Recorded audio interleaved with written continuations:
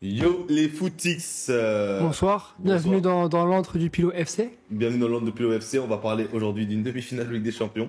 Veuillez prendre place. La dernière, en tout cas le dernier match du PSG cette saison en Ligue des Champions. Ça c'est sûr. Et le fan du Barça que je suis n'est pas malheureux. Et sûrement le dernier match de Mbappé sous maillot du PSG. C'est le dernier match, ouais, ça c'est clairement le dernier match. Déjà c'était le dernier match de Mbappé au Parc des Princes en Ligue des Champions. Il y a des fortes chances que ce soit le dernier match de Mbappé en Ligue des Champions. Mais tout Et court. j'espère qu'on le reverra un petit peu meilleur qu'aujourd'hui. En tout cas, avant de commencer, n'oubliez pas de commenter, liker, follow. un petit commentaire les gars, ça c'est important. Petit commentaire, petit like, petit follow. Et puis on peut y aller. Dites-nous quels sont vos flops et pourquoi Mbappé. Et puis on saura répondre à vos commentaires. Let's go. Let's go. En tout cas, on peut commencer déjà par les 2 points mythiques. Hein, on est obligé de commencer par ça. Quels sont tes 2 points sur ce match? Alors mon point c'était côté Dortmund, c'était Muraille et Mojo. C'était un double point. Je trouve qu'ils ont d'abord été très solides défensivement. C'était assez impressionnant leur façon de se replier rapidement et que les 6 et 8 ont ce rôle qu'ils avaient de venir faire tampon et de boucher les demi-couloirs, ce qui fait qu'en réalité Hakimi et Dembélé étaient bloqués à chaque fois et Mendes, Mbappé aussi, donc il y avait très peu de solutions, donc très fort. Mais malgré ça, ils auraient pu se prendre 4-0 s'il n'y aurait pas eu un Mojo colossal qui a réussi à garder leur cage, qui a aidé à conserver leur cage intacte avec des poteaux, un peu du destin, un penalty, on y reviendra par la suite. Donc voilà, ça c'est mon point côté Dortmund, mon double point. Et côté PSG, je dirais le syndrome de la feuille blanche, donc c'est une petite phrase. Syndrome de la page blanche, donc similaire aux écrivains, aux auteurs, etc. C'est que ce soir, ils n'ont pas trouvé la solution en fait. Ils n'ont pas été aidés, certes, par comme j'ai dit, un peu les coups du destin, mais je les trouvés inoffensifs, sans idée, sans créativité. Je suis à peu près d'accord avec toi. Moi, Merci, mec. mes 2 points seraient un petit peu pas différents spécialement. On est un petit peu dans le même thème. Pour moi, Dortmund, c'est de la maximisation. Voilà, en fait, ce que c'est maximiser une équipe au maximum. Pas de stars, pas de génie, pas de mec à 70 millions d'euros à l'année. Non, on prend une équipe, on essaie de la mener, on essaie de la construire et on maximise à fond sur ça. Ils ont couru 10 km de plus que le PSG hier soir. 120 km pour le Dortmund, 110 pour le PSG. Voilà, une équipe qui avait envie de se dépouiller et ils l'ont fait et ça a tourné de leur côté. De l'autre côté, côté PSG, on peut parler de regret éternel parce que je suis désolé. Au moment du tirage au sort, moi je me rappelle du moment du tirage au sort, je me rappelle de la manière dont les médias français, dont la plupart des supporters du PSG ont vu ce tirage, c'était tout droit. La route elle était tracée. Hein. Il n'y avait que le Real ou City qui pouvait vous arrêter, intenable. Et aujourd'hui, tu te retrouves quand même ni face à l'Atlético, ni face au Barça, face au plus petit poussé de ce tableau-là, Dortmund, et tu ne passes pas à domicile au parc, devant ton parquage, devant ton public. Et là, les regrets, c'est éternel. Mbappé se casse à la fin de l'année. Ton projet, il était construit autour de ça. Tout explose aujourd'hui. Tout explose ce soir. Tu n'auras pas de Ligue des Champions. Tu rêves pas plus grand ce soir. Tu avais sûrement ton tirage le plus facile des 15 dernières années. Tu t'en sors pas. Je suis désolé, aujourd'hui, c'est regret éternel. C'est une catastrophe. Champions League, phase éliminatoire, tu tires le Barça et Dortmund. Non mais sérieusement, Bien, je veux dire, en vrai, moi j'ai beau aimer le Barça, c'est pas le meilleur Barça de tous les temps là aujourd'hui. Non, T'as pas tiré City, t'as pas tiré le Real. Tu t'en es sorti sur un carton rouge, alors que sur l'ensemble des 2 matchs t'es mené. Et aujourd'hui tu joues face à une équipe de Dortmund qui est un petit peu solide et tu trouves pas la faille. Moi je suis désolé, t'es vraiment sur des regrets éternels. J'irai pas là nous jamais parce que on est jamais à ça près dans le football. En début de saison, personne ne voyait le PSG à ce niveau-là. Mais c'est l'une des années où jamais. T'avais vraiment l'occasion là cette année d'y aller à Wembley. Et t'es pas passé. Donc pour moi, regret éternel, c'est vraiment le terme. C'est que cette année 2024, le PSG, au vu des circonstances, aurait dû se retrouver en finale de Ligue des Champions. Après, attention au jugement hâtif sur une équipe de foot, sur son style de jeu, sur sa force actuelle. On a sous-estimé Dortmund, je pense. On a sous-estimé ce côté du tableau Champions League. Mais attention parce qu'en finale, tu nous mets un Dortmund-Bayern ou Dortmund-le Real Madrid. Je pense que beaucoup de gens voient Dortmund se faire marcher dessus.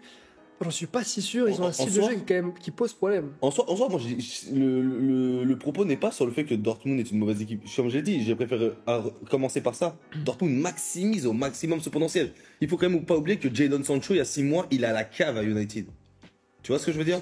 Adeyemi, il était pas titulaire en début de saison à Dortmund. Füllkrug, il fait une saison en demi-teinte. Ils sont pas très bien classés en Bundesliga. Ils ont pas été dans la course au titre. Ils sont déclassés par rapport à Leverkusen et même par rapport au Bayern qui lui-même est déclassé par rapport à Leverkusen.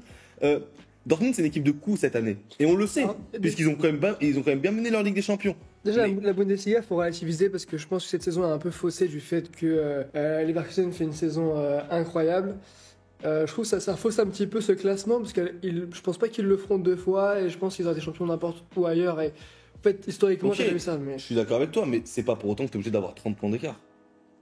Le Ouais, Bayern, bien sûr. tu vois ce que je veux dire? Ce que Ouais, je veux dire, c'est que Dortmund, cette année, fait pas une grande saison, Ah, mais vraiment. Dortmund est peut-être une équipe de compète. Je suis d'accord avec toi. Et ce qui veut dire que en fait, tu peux pas les juger pareil en Champions League que tu les juges en Je Bundesliga. suis d'accord avec Et toi. du coup, l'un ne peut pas appuyer. Moi, mon propos, il est pas tant dans le fait que Dortmund ne mérite pas sa place. Dortmund a tout fait pour aller en finale de Ligue des Champions et Dortmund mérite sur le match aller et retour, si je pense à la globalité, d'être en finale de Ligue des Champions. Moi, le propos, il est vraiment sur la fenêtre de tir du PSG. Le PSG n'aura pas 1500 fenêtres de tir comme ça. Parce que, on l'a bien vu, même avec Messi et Neymar, malheureusement, tu te retrouves en 8e 2 années de suite face au Real et le Bayern. C'est très rare d'avoir un parcours aussi clément. Tu vois ce que je veux dire par rapport à tes qualités. Et même dans le parcours, c'est très rare aussi d'avoir des faits de jeu aussi cléments qui te permettent de maximiser. Et aujourd'hui, le fait d'avoir ce retour au Parc des Princes face à une équipe qui est quand même, je suis désolé, sur le terrain, Ryerson, jamais doit tenir Mbappé. Jamais. Tu vois ce que je veux dire? Madsen, jamais normalement il tient Dembélé. Ce que je veux dire, c'est qu'à la base des bases, il y a un monde entre les deux clubs. La masse salariale est folle, les transferts sont fous. C'est pas le même monde. C'est pas le même monde. Alors moi, je suis pas d'accord avec ça en fait. Je vais te dire pourquoi. C'est que pour moi, c'est pas Madsen qui a tenu Dembélé et Ryerson qui a tenu Mbappé. Je pense que c'est en fait, t'avais un double marquage à chaque fois. Et beaucoup plus sur Mbappé que sur Dembélé. D'accord, mais. T'avais un double marquage à chaque fois. Et ça, en fait, c'est pas un joueur qui a tenu Mbappé, tout comme Koundé à l'aller, c'est pas que Koundé qui a tenu Mais Mbappé. en fait, le propos, tu sais très bien qu'il est pas dans ça. Oui, mais oui, non, Je mais pense on en parlera dans les tops et les flops, mais le propos, il est vraiment pas dans ça. Oui, mais on tombe sur Mbappé sur le fait qu'il n'arrive pas à faire de différence. Je suis d'accord qu'il est vraiment en deçà cette année. Et on compare Mbappé à l'impact de Barcola sur un côté gauche, sauf que Barcola, tu tiens pas pareil qu'à Mbappé. Et Mbappé, il est constamment tenu à 2 Mais joueurs. il ne Barcola, c'est pas le tente cas. pas.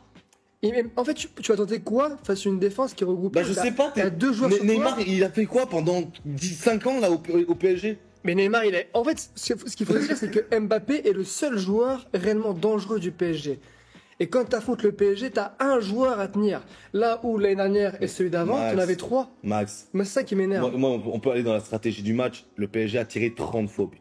Oui, mais 30 fois. C'est-à-dire que t'as pas été. Il y a pas que lui qui est dangereux. C'était quel T'as style été de frappe dangereux 30 fois dans c'est le quel match. style de frappe?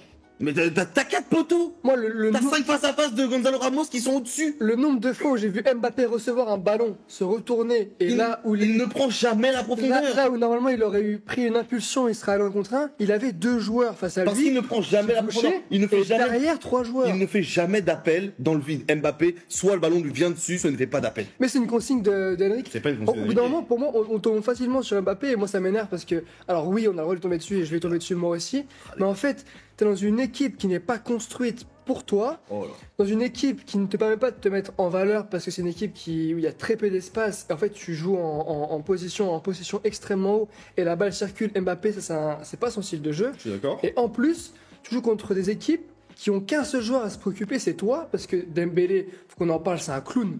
Et ça a toujours été Si un Dembélé clown. c'est un clown, Mbappé C'est c'est un quoi ce putain de soir? clown.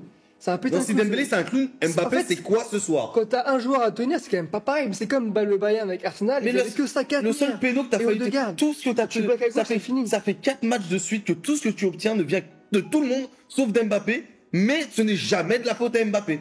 C'est-à-dire que tu joues face au Barça, tu perds 3-2, rien ne vient d'Mbappé, tu gagnes 4-2 au retour. Tu l'as bien dit, moi je l'ai mis dans mes tops juste pour ses buts, et tu l'as bien dit dans le jeu, il a pas été déterminant, et tu gagnes.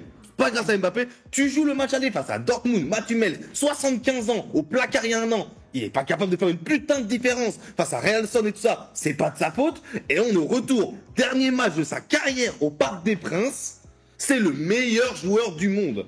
Il est vu comme ça. C'est vous qui le dites. Alors moi, je vais te dire un truc. Je comprends pas les gars.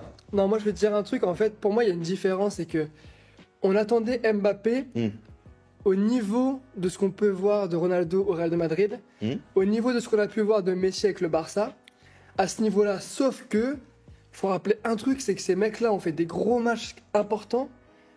Ils n'étaient pas les seuls dans leur équipe. Il n'y avait pas un joueur à Mais il tenir. est pas seul. Ronaldo, quand il jouait contre n'importe quelle équipe avec le Real de Madrid, t'avais 2, 3, 4 joueurs à tenir qui étaient dangereux. Donc en fait, t'avais une défense qui était homogène et Ronaldo qui était sur un 1 vs 1 ou 1 vs 2 au max parce que t'avais pas un bloc Mais bas. si, j'ai vu des buts Là, de le- en Ligue des Champions, il dribble 5 Le mecs. problème du PSG, Ronaldo, oui, il est tenu par a- une défense il a entière. plus Et d'espace. puis regarde les équipes contre qui il jouait. On parle de Dortmund.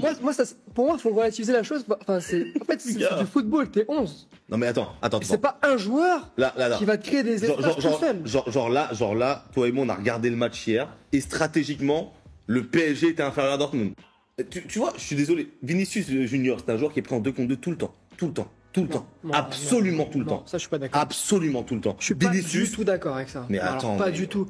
Mais regarde les matchs. c'est fou les gars. Les actions où Vinicius a été impactant, a marqué des buts, a créé des occasions, a été vraiment genre un danger pour la défense, c'est des contre-attaques où le Real a explosé en contre et Vini a reçu une balle en 1 contre 1 ou même mieux dans un couloir où il avait un Tu vois boulevard le pour aller but marquer que un but. Vini met. Tu vois Regarde la passe de Kroos, le eh ben, but ce que je de voulais dire, Vini. Jamais Mbappé ne le met. Mais quoi? Il ne ferait. T'es un malade. Eh ben, je vais t'expliquer Mais pourquoi. t'es un malade, Je vais gros. t'expliquer pourquoi jamais. Mbappé, il a jamais de casse comme Je ça. vais, Pourquoi je vais Parce que t'expliquer. le PSG est tout son adversaire. C'est pas un style de joueur Mbappé, Et ce ça. qui est bien, c'est qu'il y a pas mal d'analyses sur Internet, c'est assez facile à voir. La chose qui fait que jamais Mbappé le mettra, c'est que ce but-là, c'est pas un appel de Vini, c'est un appel contre-appel.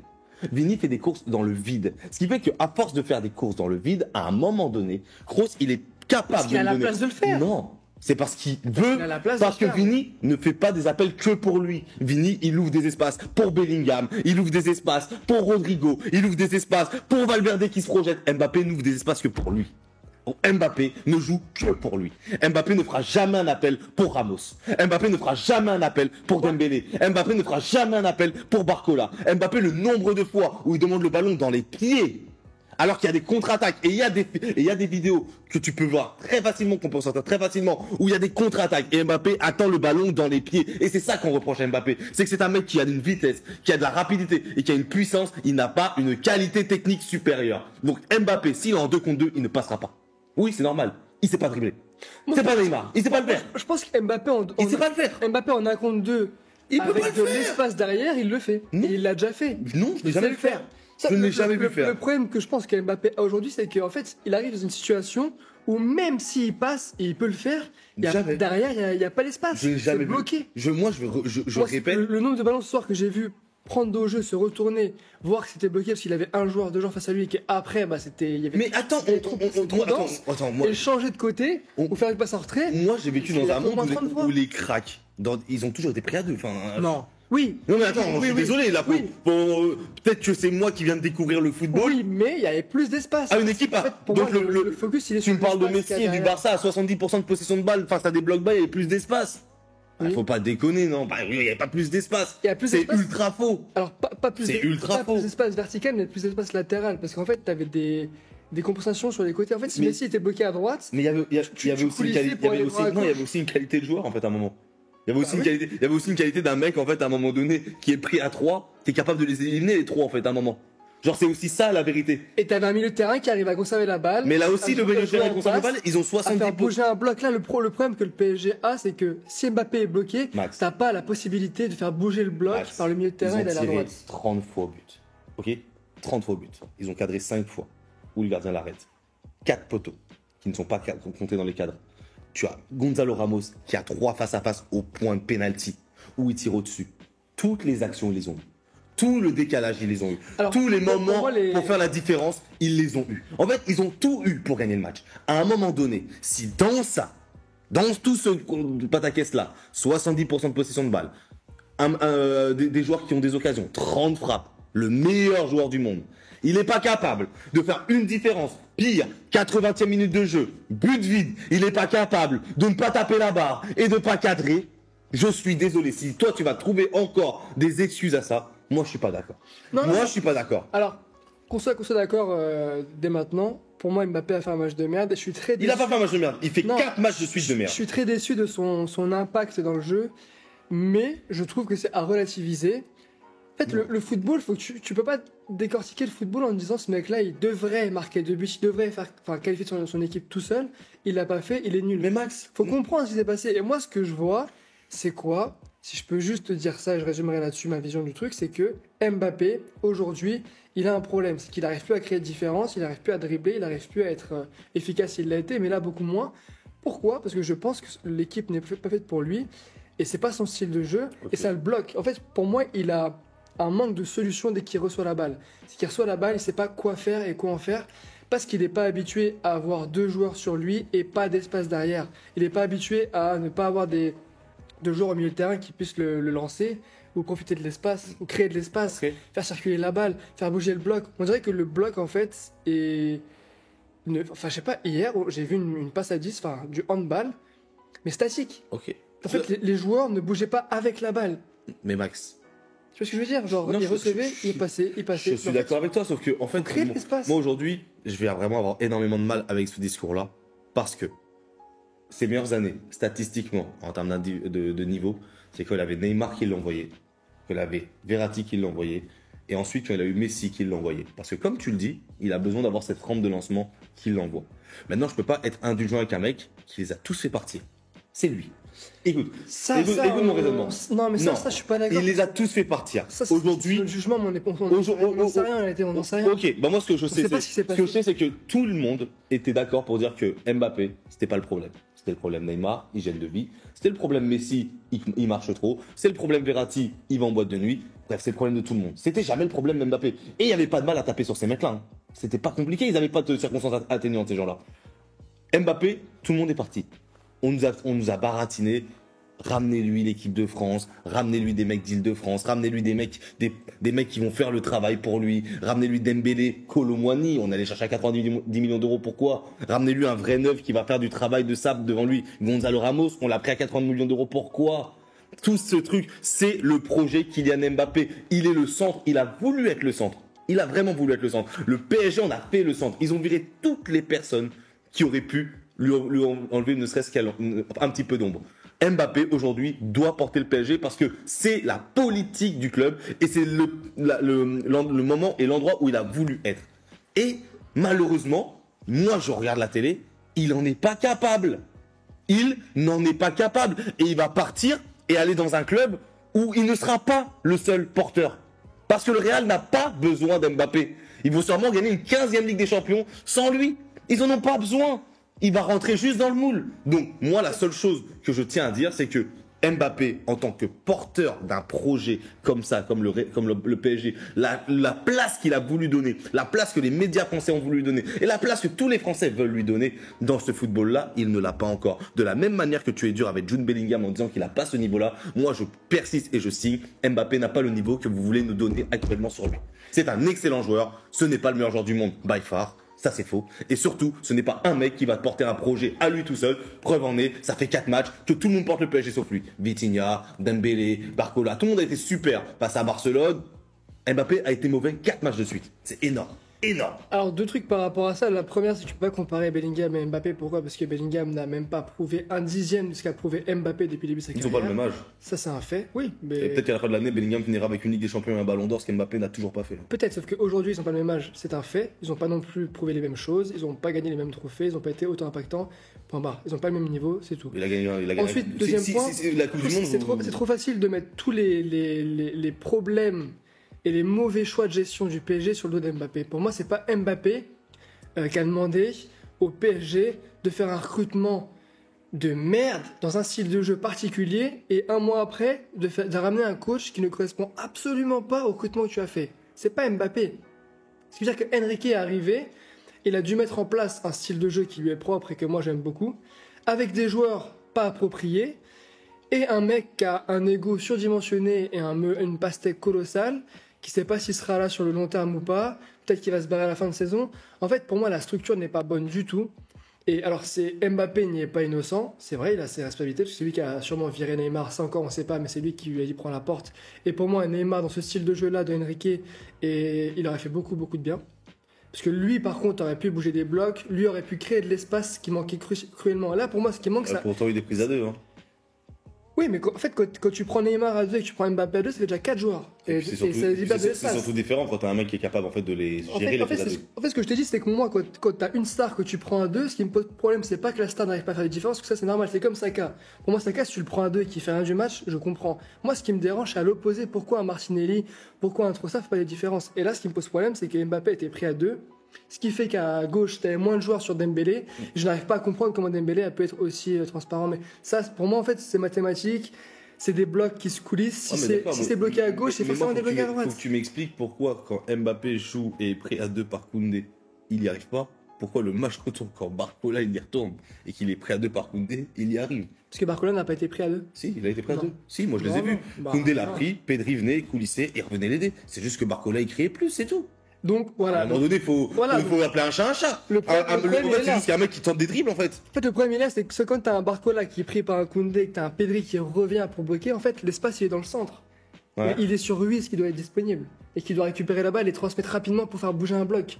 Et là, t'as Pedri qui est pris, Koundé qui est pris, ton bloc qui est décalé. Ça a marché et là, autour du ça a fonctionné à 10 contre 11. Oui, voilà, on est d'accord, ok. Ça a fonctionné à 10 contre 11. T'avais doublement plus d'espace. Mais moi, ce que j'arrive pas à comprendre, et le problème, il est là, c'est que le PSG, quand il y a un joueur sur un côté qui est pris à 2, et ça a été le cas aussi d'Embélé qui a souvent été pris à 2, parce que t'avais souvent un Brain qui descendait, et ben, en fait, t'as pas un milieu de terrain qui pouvait venir se rendre disponible et faire coulisser le bloc. Et c'est ça le problème, c'est que pour moi, le milieu de terrain a été absent. T'as que Vitinha.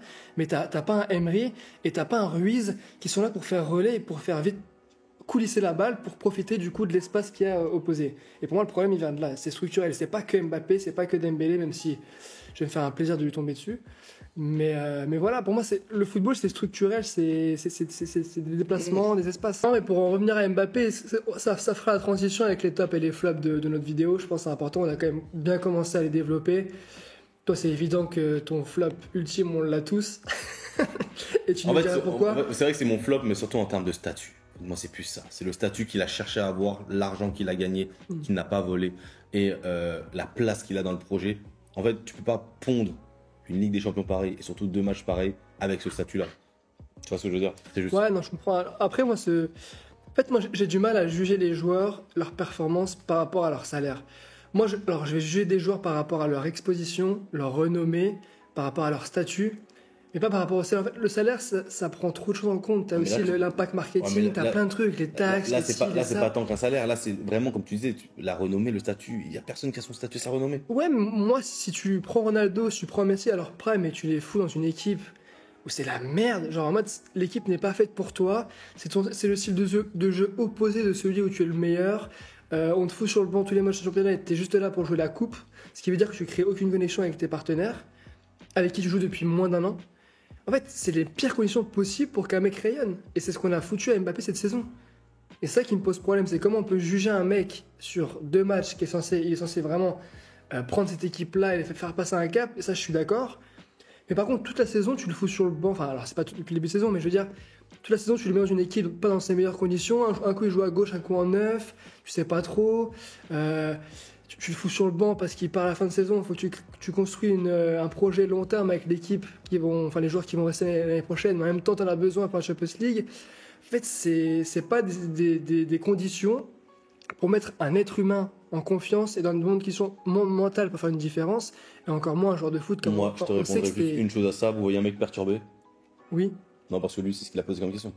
Bah, peut-être qu'il l'était pas à ce moment-là. Non, Ça fait 2 mois. Je pense surtout qu'en fait, C'était il y a 2 mois, on trouve beaucoup d'arguments à quelqu'un qui a juste été mauvais. Il faut juste dire qu'il était mauvais, en fait. Alors moi, je pense que ce mec, Mbappé, est perdu dans son style de jeu, dans ses qualités, ses défauts et ce qu'il doit apporter. Je pense qu'il a besoin d'un mentor, tout comme Thierry Henry a eu ce mentor avec Arsène Wenger quand il arrive à Arsenal, qu'il a repositionné en numéro 9 et qui lui a dit maintenant tu vas jouer comme ça. Et Henry avait une trajectoire et il l'a suivi et c'est devenu un des meilleurs 9 de l'histoire. On va débattre dans les top flops, d'ailleurs, allez suivre les top flops sur TikTok. Là où tu as plein de joueurs comme ça qui ont eu des mentors qui les ont aidés à passer un cap. Ronaldo, il a eu Ferguson à Manchester United. Messi, c'était Ted Guardiola, j'imagine, à son début. Enfin, tu as toujours eu des coachs qui ont amené ces stars vers le sommet et Mbappé ne l'a pas eu, ne l'a pas encore eu parce que chaque année, tu as un coach différent au PSG. Et j'ai juste qu'une envie, c'est qu'il arrive à le trouver, qu'il trouve ce mec, sa référence, qui va lui apprendre des choses et qui va le stabiliser. Et c'est là où on verra le meilleur Mbappé. Et j'espère que ça arrivera l'année prochaine au Real de Madrid avec Ancelotti. Et je m'arrête là-dessus sur Mbappé. On l'espère pour lui. De toute façon, en soi, on lui souhaite pas de mal. Juste à l'heure actuelle, Peut-être c'est un factuellement, gamin, on a tous besoin de mentor. factuellement, il a 26 ans, cette année au PSG, 0 Ligue des Champions, va-t'en. Voilà, factuellement, c'est ça. Factuellement, c'est ça. Bon. Factuellement. T'es top, si on peut rebondir sur une bonne note de ce match, parce qu'il n'y a pas eu que le PSG, il n'y a pas eu que Mbappé, il y a aussi un adversaire de Il y a eu un taille. adversaire et un adversaire de taille, et Mathieu Mels qui a du coup fini homme du match à l'aller et au retour selon l'UEFA. Et franchement, il a été exceptionnel déjà les buteurs, donc c'est assez rare pour un défenseur. Très bon. Donc c'est lui qui fait la différence, et en plus il a été impérial défensivement, il a rien laissé passer. Franchement, là on a été sur du vintage Mathieu Mels, champion du monde 2014 avec l'Allemagne. C'est beau de voir des joueurs comme ça, comme Mathieu Mels, comme Marco Reus. 10 ans plus tard, retournant en finale de Ligue des Champions, n'ayant jamais lâché le projet Dortmund. Je trouve que c'est vachement beau, et je voulais mettre une petite pièce en fait à Mathieu Mels que j'ai trouvé assez extraordinaire. Après, en soi, j'ai trouvé Dortmund très extraordinaire dans l'expression collective tout le long. Mais ouais, Mathieu Mels, c'est celui qui sort du lot pour moi. Je suis d'accord avec toi. Alors moi, mon top c'était plus Kobel, parce que même si je pense qu'il a eu, enfin il est miraculé, parce que ses montants ont tremblé 4 fois, et c'était les 4 fois sur la tête dedans c'était la même chose. Mais il y en a quand même un où il l'a provoqué sur la frappe de Mbappé. Je trouve qu'il fait une parade incroyable. Mbappé aurait dû la mettre au fond, mais il la dévie juste ce qu'il faut sur la barre. Sacré arrêt, je trouve, et dans l'ensemble de son match, je trouve qu'il a été très solide. Il a fait toujours bien positionné, toujours dans un bon timing sur sa intervention. Il a été rassurant pour la défense aussi, parce que niveau aérien, il était présent. Là où Donnarumma a eu plus de mal, notamment sur le but, sur le corner, il aurait dû sortir. Kobel, il a fait 0 erreur. Voilà, je trouve que c'est un. Non, c'est franchement Kobel. Attends, dans la lignée de ce que Dortmund a proposé. Dortmund a fait un match cohérent, match aller-retour. Tout le monde était à son niveau et tout le monde a fait le travail. Tout le monde a fait ce qu'on attendait d'eux. De Sancho, en passant par Adeyemi, en passant par Madsen et Relson, avec un milieu de terrain, Chan Sabitzer qui s'est donné. Enfin, tout le monde a été au taf. Même un full crew finalement a beaucoup impacté sur les déviations. Un Julian Brandt sur les sorties de balles. Dortmund a fait le match parfait, Dortmund s'en sort et va en finale des champions de façon très très très méritée. À l'aller, ils peuvent aussi gagner 3-0. Enfin, il y a eu des moments où... Fulkrug, il loupe... Enfin, ce que Ramos loupe ce soir, faut se dire que Fulkrug l'a loupé aussi à l'aller. Et s'il y a 3-0 ce soir, avant le match retour, c'est pas non plus... C'est bien que tu parles de Ramos, je veux pas être méchant avec lui, mais je veux juste finir sur ça. On a été dur sur Mbappé, mais à ce niveau de la Ligue des Champions, t'es attaquant de pointe, t'as été recruté 80 millions d'euros, tu dois cadrer au moins toutes les frappes que t'as eues. Tu dois cadrer. Après, ça rentre pas, mais tu dois cadrer. Là, Ramos, on va dire que le costume était un petit peu trop grand pour lui ce soir. Ce qui du coup mettra un petit coup de pied dans le nez à tous ceux qui disaient qu'il devait être titulaire et que Luis Enrique faisait des choix de merde en mettant Barcola à gauche et Mbappé en pointe. Aujourd'hui, j'espère que vous auriez préféré Mbappé en pointe. Je trouve du coup que Warren et Ruiz n'ont pas été à la hauteur. Je trouve qu'ils ont été trop justes techniquement. Ils ont perdu trop de ballons. Ils n'ont pas fait bouger le bloc assez rapidement. Et j'ai voulu tomber sur Dembélé et on est tombé tous sur Mbappé. Mais pour moi, en fait, c'est pas aux ailiers. Dans ce genre de situation-là, où tu es en bloc haut, de créer des différences, c'est plus au milieu de terrain. Et donc voilà, pour moi, c'était trop juste. Là où Vitinha a fait un très gros match, c'est l'un des joueurs qui a le plus prouvé toute la Champions League depuis le début. Ouais, non, mais clairement. Là, c'est un, je trouve. Et puis c'est lui qui a pris vraiment. Je sais pas, c'était au début de l'année, il n'était pas top 30 des meilleurs milieux du monde. Aujourd'hui, il est top 10 facile, quoi. Et il est pas dixième, comme on dit. il est top 10 et il est pas dixième. Top 10 et il est quatrième. Ouais, c'est un peu ça, c'est un peu ça. En tout cas, donnez votre avis sur vos top, vos flops. Qu'est-ce qu'on pense en fait de cette saison du PSG en Ligue des Champions? Voilà. Qu'est-ce que vous en avez pensé? N'hésitez pas les gars, commentez, likez, partagez, abonnez-vous. Et puis sur ce, nous on se dit quoi? See you. Peace les footix.